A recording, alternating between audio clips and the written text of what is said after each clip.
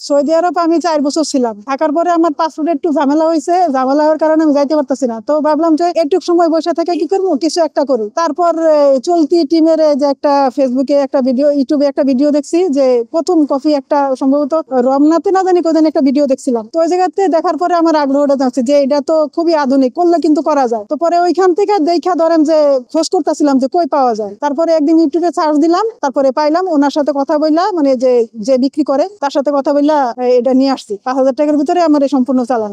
প্রথম মানুষ তো এলিয়েনের মতো ভাবতো। যখন আমি ধরেন যে বাইরেছি প্রথম, তখন অনেকে মানে এমন ভাবে তাকাইতেছে মনে আমি অন্য গ্রহের থেকে আইছি।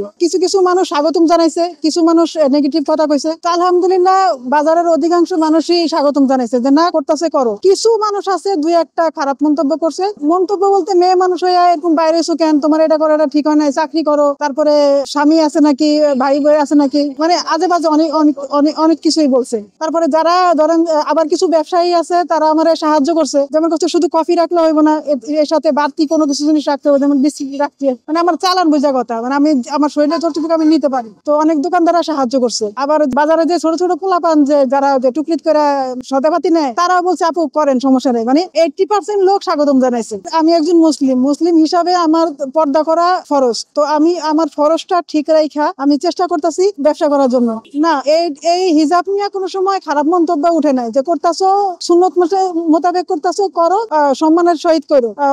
অনেক দোকানদার, অনেক মানুষ আমার উৎসাহ দেয়। এই সম্পূর্ণ চালান নিছি 5,000 টাকা দিয়ে প্রথমেরটা। তারপরে আস্তে আস্তে চালানির পরে এখন 700 টাকা চালান নিয়ে 2,000 টাকা বিক্রি করি আলহামদুলিল্লাহ ডেলি। জি, 1200 এরকম থাকে। মেয়েদের দৃষ্টিতে বলবো যে আমি ভালো চাকরি করতাম। তো এরকম অনেক মেয়েরা আছে যে চাকরির পাশাপাশি একটা কিছু করার চিন্তা ভাবনা করে, কিন্তু মানে লোক নিন্দার ভয়ে আপনার করতে সাহস পাইতেছে না, মানে সৎ সাহস পাইতেছে না। এটা একটু আধুনিক। আমি মনে করি যে প্রত্যেকটা মেয়ের যারা মানে একটা ব্যবসা করার বা চাকরির পাশাপাশি পড়াশোনার পাশাপাশি যদি কিছু করার ইচ্ছা থাকে, এটা বাইচা নিতে পারে। কাজটা অত কঠিনও না, আবার অত সহজও না, তবে সহজটাই। মানে আমি যদি সহজ ভাবে নেই তাহলে সহজ। বেশি কিছু করা লাগে না, এক জায়গাতে দাঁড়ায় আপনার স্কুলের সামনে, মাদ্রাসার সামনে, আপনার হাসপাতালের সামনে, বাজারে, এসব এলাকায় গেলে আলহামদুলিল্লাহ ভালো বিক্রি করতে পারবো। আমি সকাল 9টা থেকে 12টা পর্যন্ত, আবার বিকাল 3টা থেকে রাতের 9টা পর্যন্ত। বাকি টাইম তো বাসায় আমার অন্যান্য কাজ করতে সময় যায়। বাসায় আমি আমার খালার সাথে আমার খালার সাথে থাকি, আর খালাতো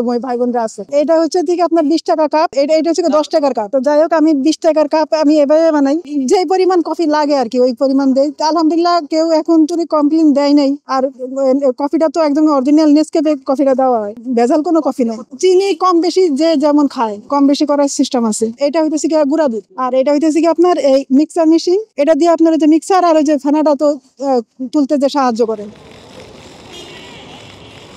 এই হইতেছে কি 20 টাকার কফি।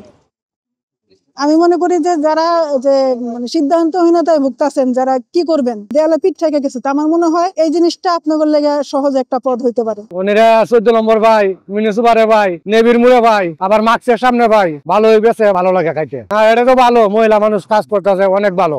ব্যবসা করে খাইতেছে, তার কের কাছে হাত পাততেছে না, চায়াও কের কাছে খায় না, ব্যবসা করে খাইতেছে, এটা অনেক ভালো, কাজ করে খাইতেছে।